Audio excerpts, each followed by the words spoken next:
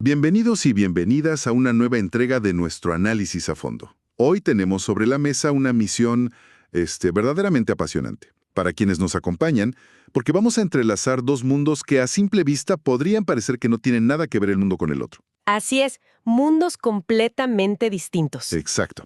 Por un lado, la ciencia matemática más pura y rigurosa, y por el otro, el crecimiento salvaje de los bosques. Y fíjate que no es cualquier bosque. Para nada. Específicamente, nos vamos a centrar en un verdadero superhéroe ecológico, que al mismo tiempo es un gigante económico indiscutible en América del Sur.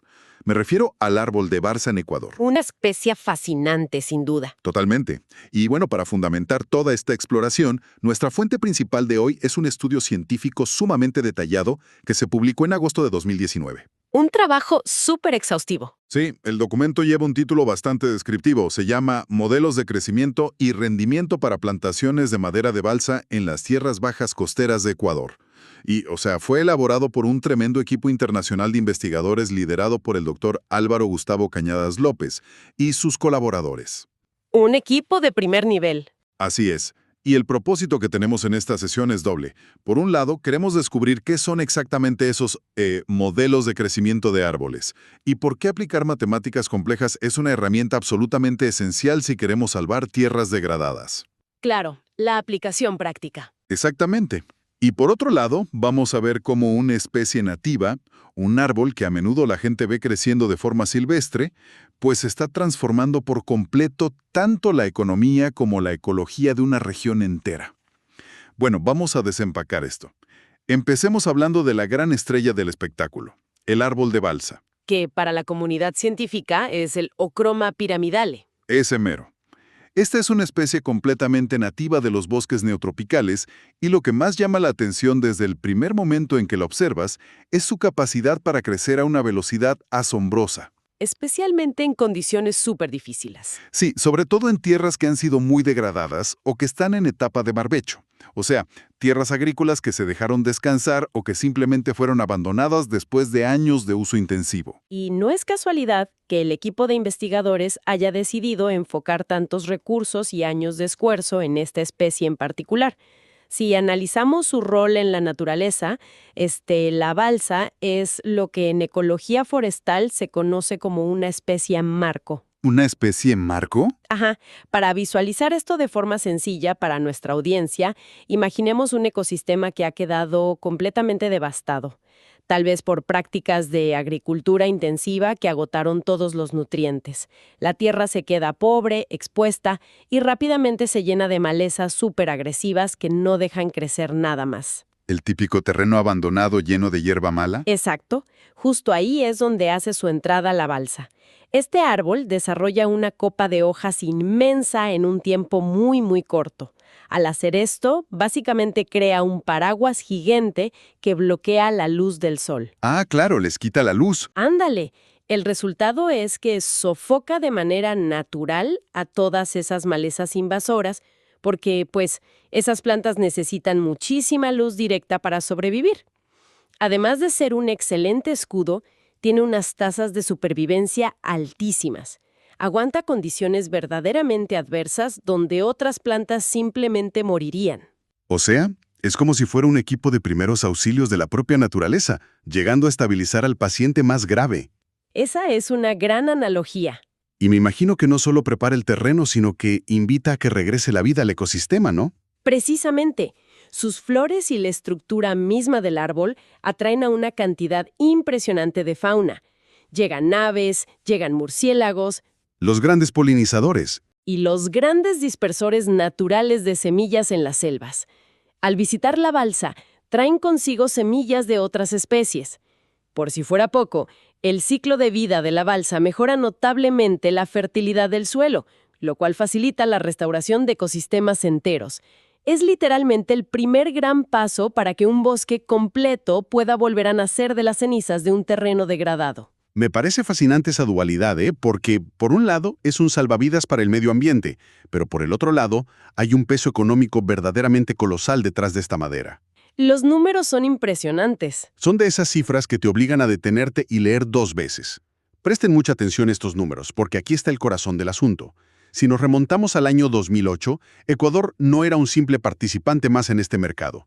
Era el rey absoluto, el mayor productor del mundo. El líder indiscutible. El país fue responsable de un abrumador 89% de toda la madera de balsa que se comercializó a nivel global ese año. 89%. Sí, una locura. Estamos hablando de un mercado mundial que en ese momento estaba valorado en 71 millones de dólares. 89% del suministro de todo el planeta proveniendo de un solo país sudamericano. Es casi un monopolio natural. Lo fascinante aquí es la enorme contradicción que existía detrás de esos números tan apabullantes. Esa paradoja, de hecho, fue el motor principal que impulsó a los investigadores a meterse de lleno al campo. ¿A qué paradoja te refieres? Pues pensemos un momento. A pesar de que Ecuador dominaba de manera casi absoluta el mercado mundial de una madera que generaba decenas de millones de dólares, y a pesar de saber que este árbol es la pieza maestra para la rehabilitación ecológica, existía un vacío total absoluto de herramientas cuantitativas. No había datos. Literalmente, nadie en Ecuador contaba con indicadores precisos, probados científicamente y validados en campo para manejar estas plantaciones. O sea, estaban operando a ciegas. Totalmente a ciegas. Los productores locales, los dueños de las tierras, se basaban puramente en la intuición, en la experiencia del abuelo, en la tradición oral, pero carecían de una forma matemática y confiable de predecir o mejorar sus rendimientos. Fue ante ese escenario que la ciencia forestal decidió intervenir para resolver este gigantesco hueco de información. Y claro, para quienes nos escuchan y tal vez se preguntan cómo entra la ciencia aquí o cómo es posible predecir cuánto medirá un bosque entero dentro de 5 años, me gusta usar una analogía cotidiana. A ver, cuéntame. Pensemos en esas tablas de crecimiento que usan los pediatras. Cuando llevan a los niños a consulta, el médico mide la altura, toma el peso, busca esos números en una curva impresa y te dice, bueno, va creciendo por arriba del promedio o está justo en su peso ideal. Claro, las famosas percentilas. Exacto. Entiendo que los modelos de crecimiento forestal funcionan bajo esa misma lógica, pero llevada a una escala gigantesca y, me imagino, con variables mucho más caprichosas que la dieta de un niño. Es una excelente forma de visualizarlo. Técnicamente hablando, los modelos de crecimiento de árboles son sistemas de ecuaciones matemáticas, a menudo bastante elaboradas, que tienen la capacidad de predecir cómo se van a desarrollar los árboles de manera individual y, en conjunto, cómo van a cambiar las estructuras de todo un bosque con el paso de los años. Es como asomarse al futuro del bosque. Sí, pero la magia de estos modelos es que no solo miran hacia el futuro, sino que nos ayudan a estimar variables críticas en el presente. Con estas matemáticas se calcula la altura total que alcanzarán los árboles, el grosor del tronco y, lo que al final paga las cuentas, el volumen maderable disponible. ¿Qué es lo que realmente importa para el negocio? Exacto. Estas herramientas cuantitativas son realmente indispensables. Sin tener estas ecuaciones en la mano, los silvicultores no tienen forma de tomar decisiones informadas sobre aspectos básicos como a qué distancia plantar un árbol del otro o en qué momento exacto del calendario es óptimo meter las motosierras para la cosecha. El de trabajo de campo que detalla este estudio es simplemente titánico. Me pongo a pensar en el calor, los mosquitos, las distancias. Los científicos tuvieron que ensuciarse las botas y salir a medir la realidad. Y vaya que lo hicieron. ¿Sí? Recopilaron datos en 2.161 parcelas, más de 2.000 terrenos diferentes analizados uno por uno. Y no se limitaron a una sola región cómoda. Estas parcelas estaban distribuidas a lo largo de 7 provincias costeras de Ecuador. Un despliegue impresionante. Para quienes conocen la geografía, hablamos de un despliegue masivo por los ríos Santo Domingo de los Tzaquilas, Cotopaxi, Manabí, Guayas, Esmeraldas y Pichincha. Un esfuerzo monumental, sin duda. Y hay que destacar que no estamos hablando de medir 3 arbolitos en el patio trasero. Cada una de estas parcelas medidas tenía un tamaño que oscilaba entre los 500 y los 5.000 metros cuadrados. Son extensiones grandísimas. Enormes. El diseño experimental obligaba a los investigadores a asegurarse de tener un mínimo de 40 árboles por parcela, para que la muestra tuviera un peso estadístico incuestionable. Imagina el trabajo humano de acercarse a cada uno de esos árboles, uno por uno, para medir de forma rigurosa la altura total y otra variable que es el santo grial en la silvicultura, ¿Cuál es esa variable? el DAP. Para nuestra audiencia, DAP significa diámetro a la altura del pecho. Es la medida estándar que se usa en todo el mundo para determinar qué tan grueso es el tronco de un árbol, medido más o menos a 1,30 m desde el suelo. Sacando cuentas rápidas, si hablamos de miles de parcelas con un mínimo de 40 árboles cada una, estamos hablando de decenas de miles de mediciones hechas a mano. Así es, una base de datos robustísima. Pero una vez que tienes esa montaña monumental de datos en papel, viene la parte de exprimir la información. Porque, me imagino que los árboles no crecen todos igualitos, ni la tierra es la misma en la provincia de Guayas que en Cotopaxi. Ahí radica el verdadero reto matemático. Antes de poder hacer cualquier predicción, los investigadores necesitaban clasificar los terrenos, determinar lo que se llama el índice de sitio. ¿Qué es exactamente el índice de sitio? En el lenguaje forestal, esta es la forma de catalogar la calidad de la tierra y se divide en 5 categorías o clases. La clase 1 representa la tierra de los sueños, la mejor calidad, la más fértil y con las condiciones climáticas ideales. Y de ahí bajamos hasta la clase 5, que sería el peor escenario posible para plantar. Entiendo. ¿Y cómo logran hacer esa clasificación? Para lograr trazar las curvas de crecimiento y asignar estas clases, la ciencia ya tiene algunas herramientas probadas. Los investigadores tomaron modelos matemáticos súper famosos en el gremio forestal, como los modelos de Chapman-Richards y el de Hosfeld, y trataron de aplicarles los datos de la balsa. Sin embargo, se toparon con un muro bastante peculiar. Y ese muro es donde la historia se pone muy interesante, porque la balsa resulta ser un árbol un tanto rebelde. Y la solución que encontraron los científicos fue desechar esos modelos tradicionales y coronar a un gran ganador para este estudio, el modelo GADA. Así ves, GADA. Para quienes les gustan las siglas, GADA viene de Enfoque de Diferencia Algebraica Generalizada. Es un nombre que suena a clase universitaria, avanzada, pero me encantaría que nos explicaras en términos sencillos por qué este modelo en particular fue la pieza clave que logró descifrar a la balsa. Claro, dejemos los términos complejos de lado. El gran problema de los modelos matemáticos tradicionales es que asumen que todos los árboles se comportan de forma más o menos predecible. Como que crecen a un ritmo constante. ¡Ándale! Crecen un poco, luego aceleran y finalmente van frenando poco a poco su ritmo conforme envejecen, como un roble o un pino. Pero la balsa rompe todas las reglas. No crece poco a poco. La balsa tiene un crecimiento que solo podemos definir como explosivo, verdaderamente salvaje durante sus primeros 3 años de vida. Es como un adolescente dando el estirón de golpe. Exactamente. Los modelos clásicos como Chapman-Richards no sabían qué hacer con eso y terminaban poniendo un techo artificial muy bajo en la gráfica, prediciendo que el árbol sería más pequeño de lo que realmente era en sus primeros años. O sea, subestimaban su potencial. Sí, fallaban por completo en la etapa inicial. En cambio, el enfoque GADA, el enfoque de diferencia algebraica generalizada, es excepcionalmente flexible. ¿Qué lo hace tan diferente? Produce ecuaciones dinámicas que son invariantes respecto a la edad base y a la ruta de simulación, y permite múltiples asíntotas variables. En términos prácticos, permiten los matemáticos dibujar una curva que respeta esa explosión inicial de crecimiento acelerado de la balsa sin que los datos de los años posteriores se vuelvan un desastre estadístico. Me encanta cómo lo explicas porque es como tratar de medir la velocidad de un auto deportivo usando las reglas de un camión de carga. Simplemente no funciona. Y los resultados que arrojó este modelo GADA para la balsa son de no creerse. ¡Son espectaculares! Gracias a estas ecuaciones validadas, hoy la ciencia sabe con absoluta certeza que si tienes la suerte de plantar en un terreno de clase 1, en el mejor sitio posible, tu árbol de balsa no solo crece rápido, se convierte en un coloso. Un verdadero gigante. Los datos indican que puede alcanzar los 34.6 metros de altura, casi 35 metros, y un grosor, el DAP que mencionábamos antes, de 43.3 centímetros. Lo alucinante es que todo esto ocurre en tan solo 5 años. 5 años. Es rapidísimo. Para la mayoría de las especies de madera en el mundo, alcanzar esas dimensiones requiere que pasen generaciones enteras. Sí, es un ritmo metabólico casi absurdo comparado con otras especies. Aquí es donde se pone realmente interesante.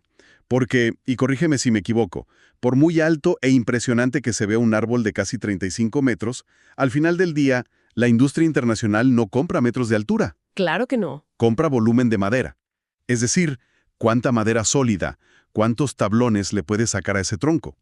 Y para calcular ese volumen exacto, el modelo GADA me imagino que no era suficiente por sí solo. Tienes toda la razón. La altura y el grosor son solo el perímetro del tesoro. Para saber cuánto volumen real de madera comercializable hay adentro, no puedes depender de una estimación teórica observando el árbol de pie.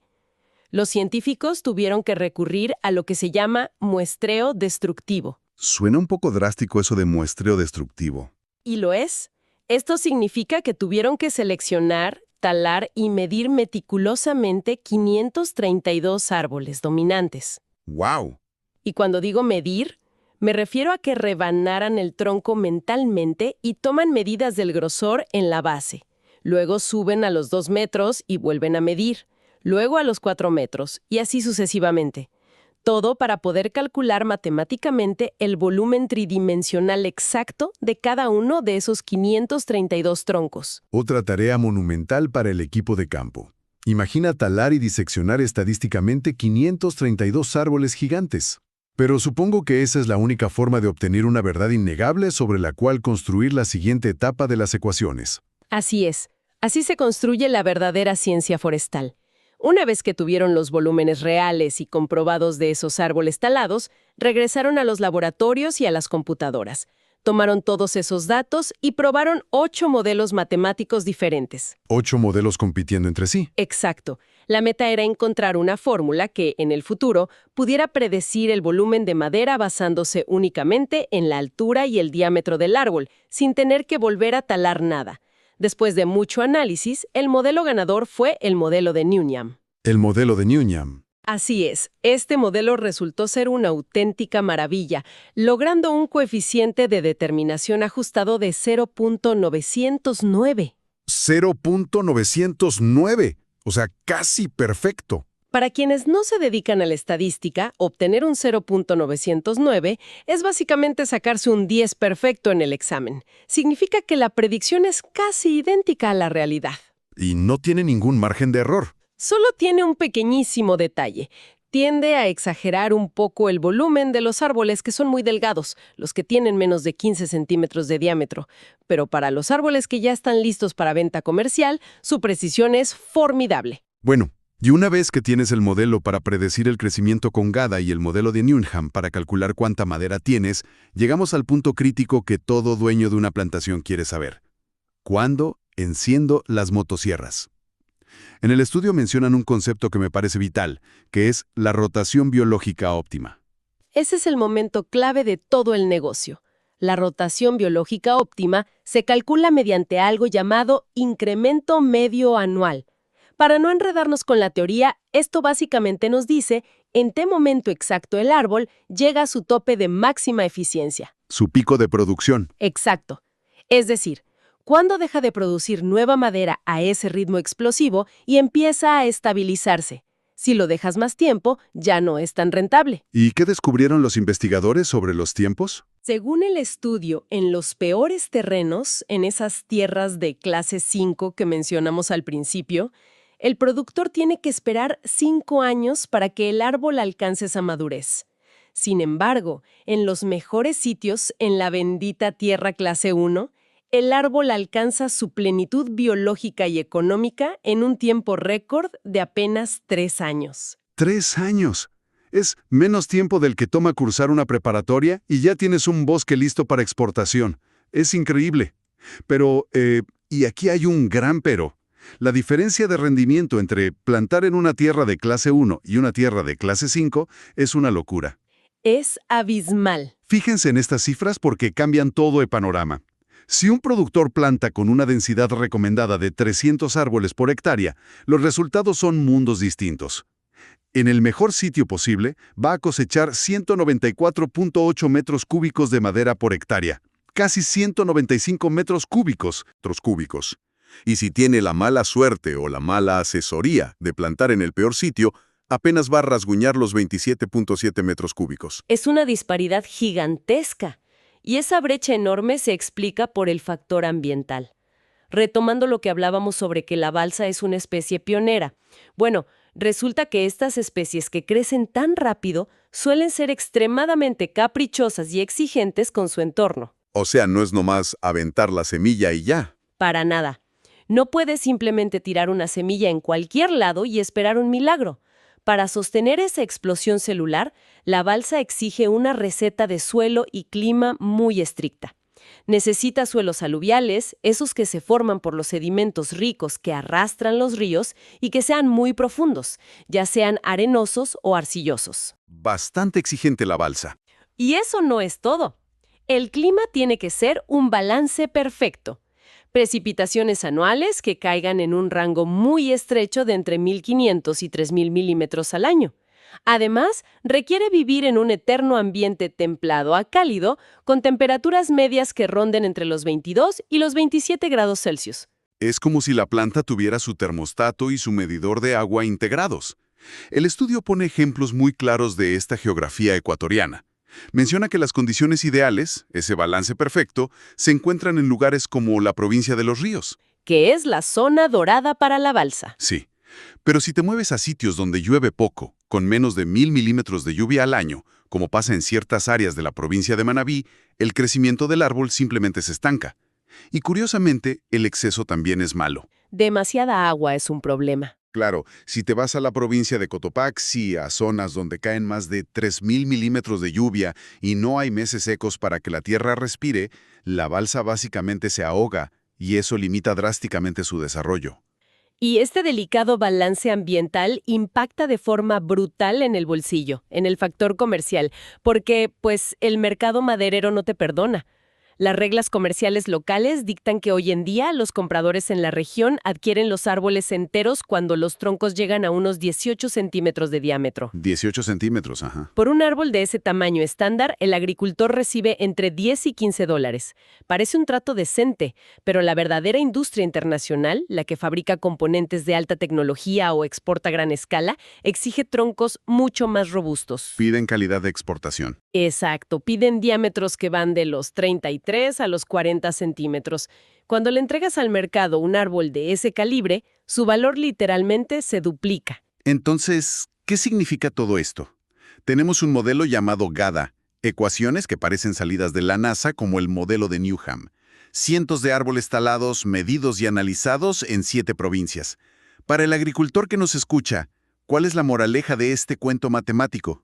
Pues que gracias a toda esta ciencia aplicada, hoy se sabe como un hecho comprobado que ese tamaño dorado, esos 40 centímetros de diámetro que duplican el dinero en la cartera del productor, No son un golpe de suerte. son previsibles. Pequeños y medianos agricultores de Ecuador. Les cambia la vida. Para ellos, estos modelos matemáticos se convierten en un mapa del tesoro. Pasaron de plantar a ciegas a tener una bola de cristal científica.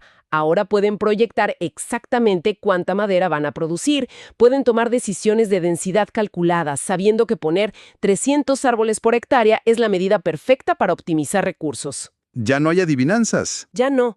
Saben con precisión matemática cuál es el momento económico y biológico ideal para cortar la madera, manejando rotaciones súper cortas de 3 a 5 años dependiendo de la calidad de su suelo. Esto, en la vida real, se traduce en la garantía de tener ganancias rápidas y eficientes, aprovechando al máximo los bajísimos costos de producción que ofrece una especie que, recordemos, crece de forma nativa. Y es que el impacto de este conocimiento va mucho más allá del terreno agrícola individual, porque este estudio también tiene un eco profundo a nivel de país. Si conectamos esto con el panorama general, la perspectiva se vuelve aún más trascendental, porque todas estas ecuaciones complejas les entregan por primera vez a los creadores de políticas públicas y a las instituciones del Estado herramientas sólidas y validadas por la ciencia internacional para incorporar formalmente a la balsa en los grandes programas nacionales de reforestación. Una estrategia muy inteligente. Es una estrategia donde todos ganan. Por un lado, consigues rehabilitar de forma acelerada extensiones masivas de tierras degradadas, mejorando el suelo y abriendo la puerta a la restauración de la biodiversidad. Como decíamos, el equipo de primeros auxilios. Así es, y al mismo tiempo estás impulsando una herramienta fenomenal para mitigar los efectos del cambio climático, gracias a la capacidad de esta especie de producir biomasa a una velocidad vertiginosa, secuestrando carbono en tiempo récord. Y en el plano social, pues estás diversificando y blindando los ingresos económicos de pequeñas comunidades rurales que viven de la tierra. Me parece un resumen excepcional de nuestro viaje de hoy. Lo que al inicio de esta exploración parecía una charla árida sobre un enfoque de diferencia algebraica generalizada, nos reveló ser la llave maestra para entender el mundo real.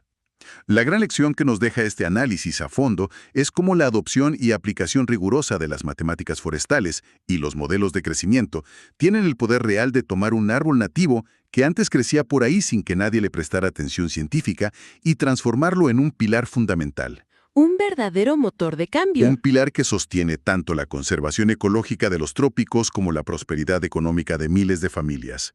Es la transición espectacular de la intuición campesina a la certeza estadística para gobernar un mercado de exportación multimillonario. Esto plantea una pregunta importante, y es una reflexión que quiero dejar resonando en la mente de quienes nos escuchan hoy, ya sea que estén en casa, caminando o en el tráfico.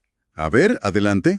Si un solo estudio riguroso, si un grupo de ecuaciones matemáticas bien aplicadas pudo desbloquear el colosal potencial económico y restaurador de la balsa, una especie que antes simplemente crecía como si fuera maleza en terrenos abandonados, ¿cuántas otras especies de árboles nativos alrededor de todo el mundo, especies que hoy tal vez vemos de reojo y consideramos matorrales sin valor, están allá afuera, esperando en silencio a que alguien desarrolle su propio modelo matemático para convertirse en nuestra próxima gran herramienta para combatir el cambio climático y erradicar la pobreza rural? Es una reflexión bellísima y sumamente provocadora para cerrar nuestra exploración. La naturaleza siempre tiene las respuestas. A veces lo único que nos falta es encontrar la ecuación correcta para saber leerlas. Agradecemos profundamente a toda nuestra audiencia por habernos acompañado en este recorrido, que nos llevó desde las entrañas de una semilla de crecimiento rápido hasta los pizarrones de matemáticas y los mercados mundiales. Sigan manteniendo viva esa curiosidad, sigan cuestionando y observando con atención su entorno. Incluso esos árboles aparentemente comunes que crecen en los terrenos vacíos de su ciudad. Porque como aprendimos hoy, nunca se sabe qué gigante dormido podría estar esperando a ser descubierto. Nos encontramos en nuestro próximo análisis a fondo. Thank